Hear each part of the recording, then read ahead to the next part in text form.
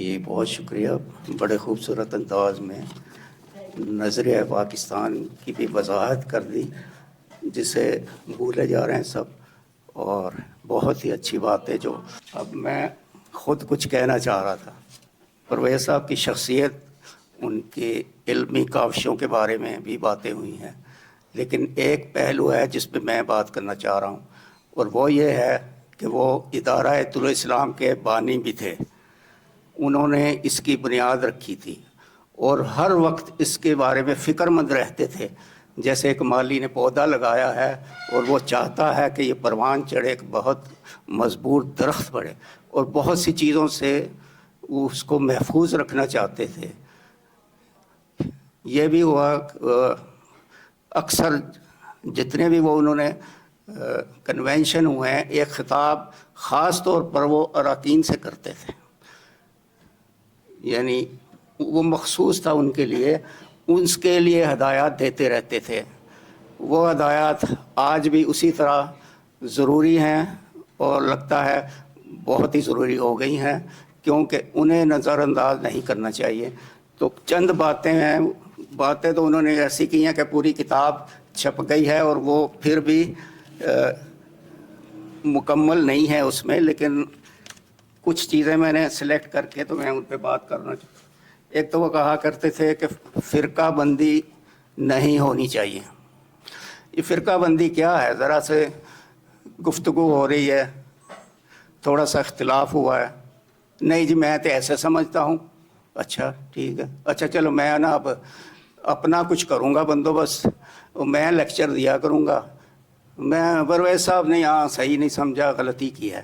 تو یہ اس سے ہوتا کچھ نہیں ہے سوائے اس کے کہ اگر دیکھا جائے تو مرکز سے ہٹ کے مرکز کمزور ہو جاتا ہے، اور اس شخص کو تو شاید شہرت مل جائے، لیکن اگر قرآنی قوانین اور قرآنی نظام مقصد ہے اس کو نقصان پہنچاتا ہے، وہ اتحاد نہیں رہتا۔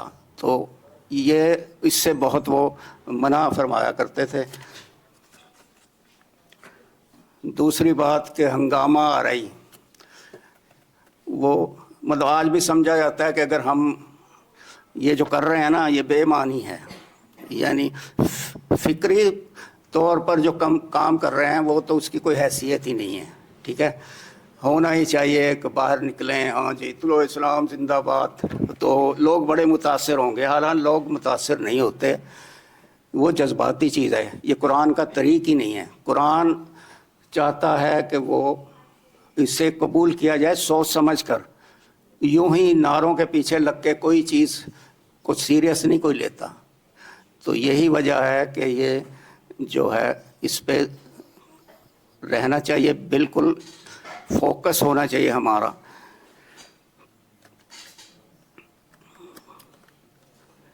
جو بھی یہ پیغام ہے یہ خاموشی سے بھی پھیلے گا نا تو پھیلے گا، اثر ہوگا اس کا، یعنی جو ہنگامہ آرائی کا جو شوقین ہیں ان کے لیے میرا یہ پیغام ہے، کیونکہ آج بھی بہت سے لوگ یہ سوچتے ہیں۔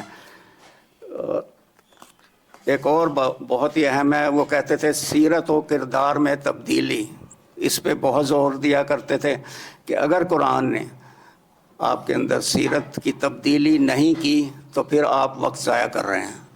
تو لیکن شکر ہے بہت سارے جو ہم احباب جڑے ہوئے ہیں ادارے سے، ان کے تو بہت ہے، انہوں نے فائدہ اٹھایا، ان کی ذات نشو و نما پا گئی ہے، بہت اچھے انسان بن چکے ہیں۔ یہ پیغام سمجھ لیں نئے لوگوں کے لیے زیادہ اہم ہے، جو بالکل ابھی نئے ہیں ان کو فوکس کرنا ہے کہ اپنے کردار کو بھی بہتر کریں۔ ایک اور سننے میں آتی ہے بات کہ عملی پروگرام نہیں ہو رہا، اچھا وہ بھی اسی طرح یہ عملی پروگرام سیاسی پارٹی کیوں نہیں بنا لیتے؟ عملی پروگرام میں یہ کیوں نہیں کوئی این جی او ٹائپ کیوں نہیں بنا لیتے؟ لوگ لوگوں کی فلاح کا کام کیوں نہیں کرتے؟ تو ان چیزوں سے کب قرآن نہیں آئے گا سب کچھ آ جائے گا۔ پتہ نہیں ایک کہتے تھے 5000 این جی اوز بنی ہوئی تھیں، गुर्बत उससे बढ़ गई है।